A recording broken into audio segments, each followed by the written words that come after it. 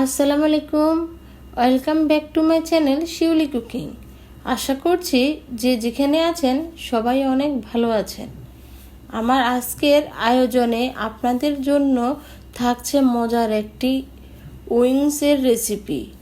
আর আজকের এই উইংস তৈরি করে দেখাবো খুবই সহজ এবং অল্প কিছু মশলা দিয়ে। এই উইংসটা তৈরি করা যায়।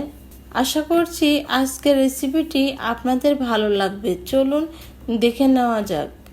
আজকে চিকেন উইংস তৈরি করার জন্য আমি আধা কেজি পরিমাণ চিকেন উইংস নিয়েছি। এই চিকেন উইংসগুলো বাসায় মুরগি কিনে নিয়েছিলাম, সেখান থেকে আমি উইংসগুলো কেটে রেখে দিয়েছিলাম।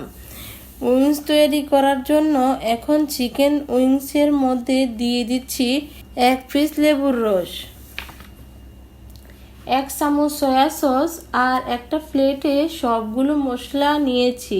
1 চামচ আদা বাটা, 1 চামচ রসুন বাটা, 1 চামচ টমেটো সস, জিরে গুঁড়া হাফ চামচ গোলমরিচের গুঁড়া, অরগানো পরিমাণ মতো, মরিচের গুঁড়া 1 চামচ, লবণ স্বাদ মতো একসাথে দিয়ে দিচ্ছি।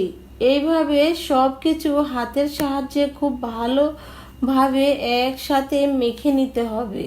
চেষ্টা করবেন কাজটা হাত দিয়ে করার জন্য। এখন উইংসের সঙ্গে মশলাগুলো মেখে নেওয়া হয়ে গেছে। একটা ঢাকনা দিয়ে রেস্টে 15 মিনিটের জন্য রেখে দিব। এই পাকে উইংসটার ফুটিং করার জন্য মেজারমেন্ট কাপে 1 কাপ ময়দা দিয়ে দিব, হাফ চামচ লবণ দিয়ে দিচ্ছি, হাফ চামচ গোলমরিচের গুঁড়া, হাফ চামচ মরিচের গুঁড়া দিয়ে মিশ্রণগুলো ভালো করে মেখে নিতে হবে। মেখে নেওয়া হয়ে গেছে। এখন রেস্টে রাখা চিকেন উইংসগুলো ময়দার মিশ্রণে কোট করে নিব। ভিডিওটা দেখে বুঝতে পারছেন কিভাবে উইংস কোট করে নিচ্ছি। এইভাবে সবগুলো উইংস ময়দার মিশ্রণে কোট করে নিব। সবগুলো উইংস কোট করা হয়ে গেছে। আপনারা চাইলে এইভাবে বানিয়ে ফ্রোজেন করে রাখতে পারেন।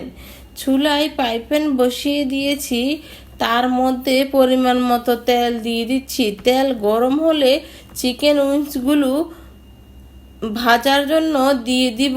চিকেন উইংসগুলো এইভাবে বানালে রেস্টুরেন্টের মতো ক্রিস্পি হয়।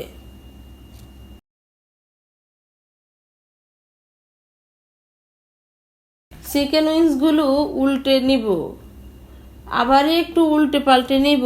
চিকেন উইংস উল্টে পাল্টে ভালো করে ভেজে নিব।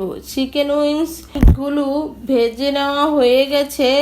দেখুন চিকেন উইংসটা কতটা ক্রিস্পি হয়েছে। যারা এখনো এইভাবে চিকেন উইংস বানাননি তারা একবার হলো বাসায় ট্রাই করবেন।